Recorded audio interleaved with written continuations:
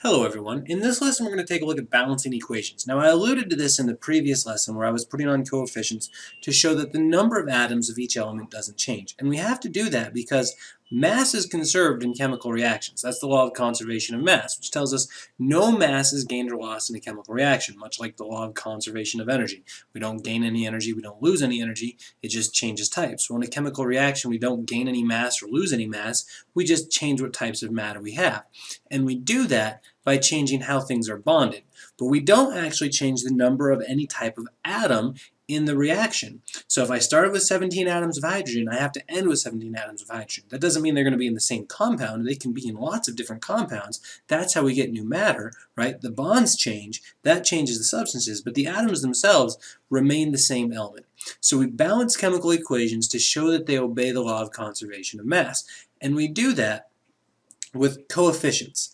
And coefficients are just numbers. So they show the amount of each substance in the chemical equation. And a chemical equation is essentially a recipe that shows us what things are in the reaction, what we start with and what we end with. And it also shows us how much of what we're starting with and how much of what we end with. So we use those coefficients to tell us the total number of atoms or compounds or whatever it is in the chemical equation. We can change the coefficients to make sure that the law of conservation of mass is obeyed, but we can never change the subscripts to try to make the law of conservation of mass obeyed, because if we change the subscript, we change what we have. So for instance, if we have the chemical reaction between magnesium and hydrochloric acid, we'll get out of that magnesium chloride and hydrogen gas. It'll bubble apart. But if we look at this, we can see on the left side, one of our reactants is 1. There's no subscripts, so that's 1 atom of magnesium. And over here in the compound magnesium chloride, there is 1 ion of magnesium. So that's okay. So if we're looking, if we had our products and we had our reactants, we'd have magnesium, and there's 1 and 1, and so we're good. And then we look at hydrogen. I see 1 hydrogen here, but I see 2 hydrogens there. So on my reactant side I see 1, and on my product side I see 2. And that's not okay, because I can't have more atoms of hydrogen than I started with. Same goes with chlorine. On my reactant side I have 1 atom of chlorine, but on my product side I have 2, which means this is the wrong recipe. It's not right. We have to make our recipe right, and to do that we add a coefficient. Clearly, if we're going to end with 2 atoms of chlorine and 2 atoms of hydrogen, we need to start with 2 atoms of chlorine and 2 atoms of hydrogen. So I put that number out front, and when I say coefficient, that's what I mean. That number right there is a coefficient. It multiplies everything in the compound that follows. So instead of 1 hydrogen, I have 2 hydrogens. Instead of 1 chlorine, I have 2 chlorines. So now I've multiplied this, and I actually said, oh, I need twice as much hydrochloric acid as magnesium in order for this reaction to occur. Right? So my original recipe was wrong. I fixed it by saying, no, I need this ratio of stuff, and now I have the right number of atoms present both before and after the reaction. Let's take a look at an example problem, or actually a couple. So we're going to balance the following chemical equations, and we're going to do that by looking at or placing coefficients to make sure that we have the right number of atoms on both sides. Now, in general, the best way to start with these simple chemical equations that we're dealing with is by start with the most complex.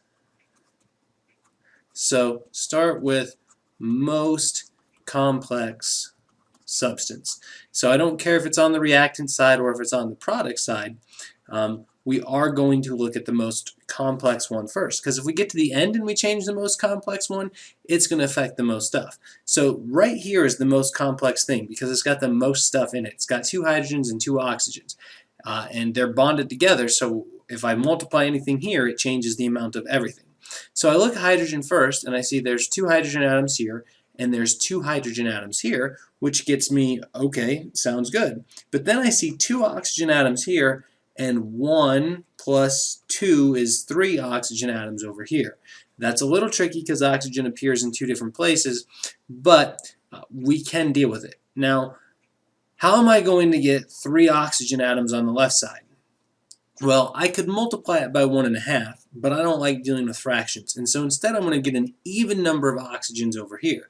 And that means I'm going to multiply this one by 2. Now let's just keep track of what's going on. On the product side, which is over here, and on the reactant side on the left. So on the reactant side, I'm starting with hydrogen and oxygen. And I have 2 of them and 2 of them.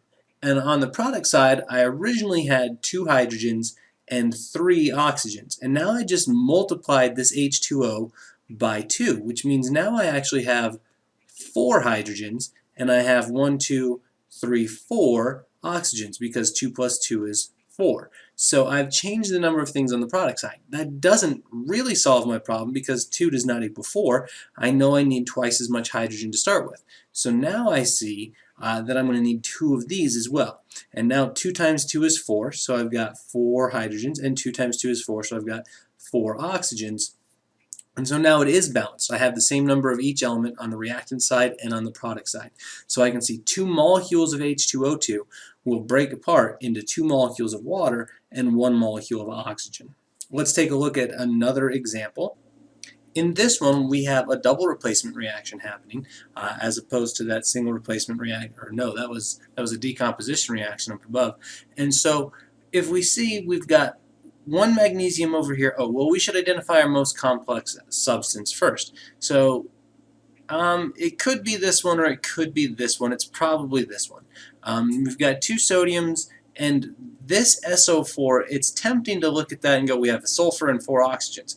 But it's the polyatomic ion sulfate. And you can see it appears over here as well.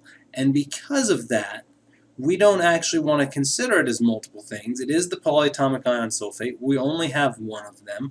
We're going to treat that as one thing. So if I list my reactant side over here, I've got magnesium, and I have chlorine, and I have sodium, and I have sulfate. And I'm not going to change my sulfate since it's the same on both the reactant side and the product side. And the number of each things, so magnesium I have 1 on the left, 2 chlorines, 2 sodiums, and 1 SO4. But on the product side, I have magnesium, I have 1 of those, chlorine, I have 1 of those, sodium, I have 1 of those, and sulfate, I have 1 of those. So we can see right away there's a discrepancy between our chlorine and our sodium. And in order to get those to balance, we see on the product side, we just need twice as much sodium and chlorine. Well, that's handy. They're both right there. I can just put a 2 in front of it. Now, generally, I'd probably go, oh, look, I have 2 sodiums over here, so I'm going to multiply this one by 2 to get that. And then I am going to double check everything and go, oh, 1 magnesium, 2 chlorines, 2 times 1 is 2 chlorines, 2 sodiums, 2 times 1 is 2 sodiums, and then SO4, SO4. So I have 1 of each there. So balancing chemical equations is just a matter of keeping track of how much of each substance you have to start with and end with and make sure they match.